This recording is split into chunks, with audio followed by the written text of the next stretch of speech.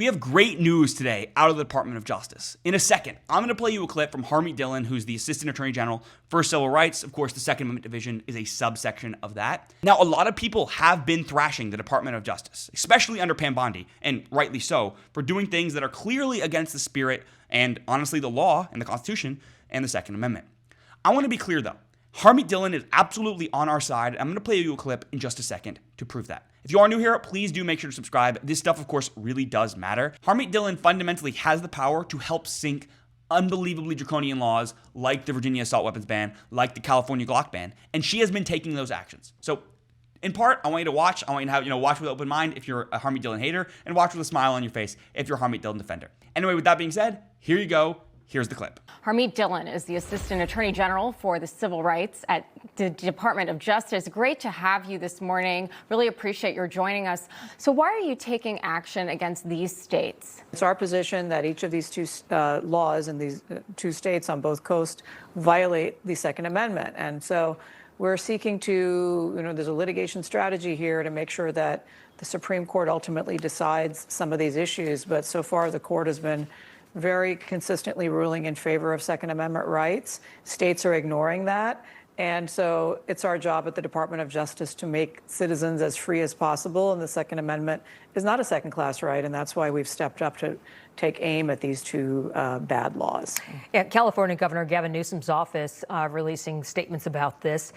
Take a look at this. In one statement, Newsom's spokeswoman writes, quote, "Our response is simple. These laws save lives. California has proven that strong evidence-based gun safety measures can reduce gun violence while respecting the rights of responsible gun owners."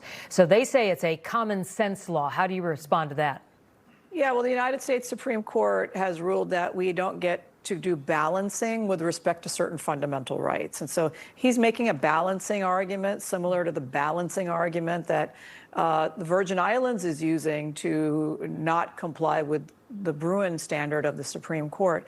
That's not how it works. Is it a common sense balance to allow speech you don't like? Most people would say no, but the Constitution says yes, you must allow it. And so we have to treat these fundamental rights as fundamental. And in this case, we're not even talking about fringe issues. We're talking about, in California's case, the most popular handgun in the United States is a Glock make. By some estimates, 2/3 of the handguns in personal use in the United States are Glocks. I personally own Glocks, and I lived in California. I could not buy those there today until we get this law struck down. And secondly, the AR-15 is, and other semi-automatic rifles are the most popular rifles in the United States. Millions of Americans enjoy them.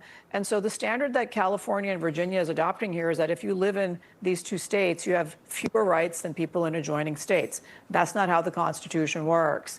We've also challenged AR-15 bans in Denver, Colorado, and in D.C. We've challenged the suppressor ban here in D.C. So we have very wide-ranging litigation here to make it as free as possible for as many Americans as possible to enjoy the rights that the United States Supreme Court has already said are our rights and our heritage in this country. So I'm sympathetic to this balancing test argument, but it is actually outdated and is no longer the law in the United States when it comes to Second Amendment rights. Harmeet, just going back to Virginia's Governor Abigail Spanberger, her team is speaking out about the lawsuit in that state. And in a statement, her spokesperson writes, quote, "The governor signed this common sense legislation to save lives and protect law enforcement officers, kids, and families from gun violence. And the governor remains committed to making the Commonwealth a safer home for every family." I mean, if anything, it just seems to be the opposite. She's painting this as common sense. I mean, your thoughts? It's really the same thing. Obviously, they're all talking from the same gun grabber script. Right. The reality is, but according to this reasoning, America would be safer if only criminals had guns. Why stop at AR-15s or Glocks? Let's take away everyone's firearms. That actually was kind of the regime at some points, and this is what the left wants. Yep. It's unconstitutional. And so I see this as a bright line issue. This Department of Justice under acting AG Todd Blanche and I are both, fans of responsible gun ownership, and we are very, very committed to this. And so I'm proud of this work we did yesterday. People should stay tuned for more.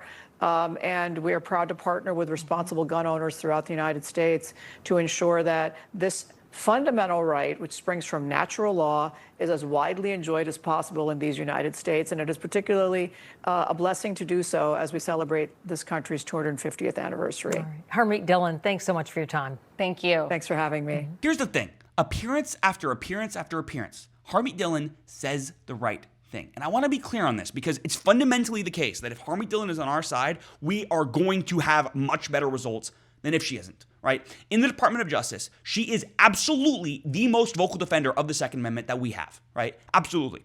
And if you see her appearances and you understand the way that she thinks of the strategy, she's completely correct. And she's done a lot of incredibly good things. And she's followed through fundamentally on her promises. She said she would file a lawsuit against Virginia's assault weapons ban. She did that. She said she'd file one against, California's Glock ban. That's done. The reality of the situation is not everyone is Pam Bondi, right? Not everyone, and I'm not even saying Pam Bondi was as bad as all that, but she was pretty bad in many ways. But not everyone is a wolf in sheep's clothing. We do have allies. There are attorneys that work with the federal government. I'm sure even there are people, the ATF honestly right now is not doing as bad of a job as they have previously. Again, not defending them, but that's just the case. The reality is there are people in government, right, in positions of government that have historically been very anti-Second Amendment that are now on our side because the personnel has changed, right? Historically, the Attorney General, pretty anti-gun under Biden. Under Bush, under Trump 1, still the case.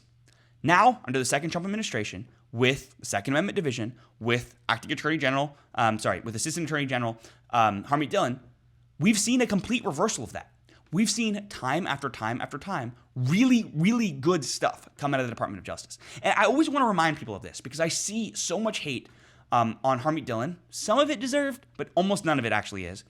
On Twitter and the like, right? From Second Amendment supporters who say things like, she's just saying this, she's a traitor.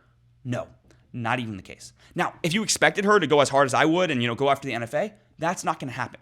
But for something like going after assault weapons bans, for something like, going after Glock bans and sensitive places restrictions and those sorts of things, absolutely she's on our side. And if you disagree with that, you're lying to yourself.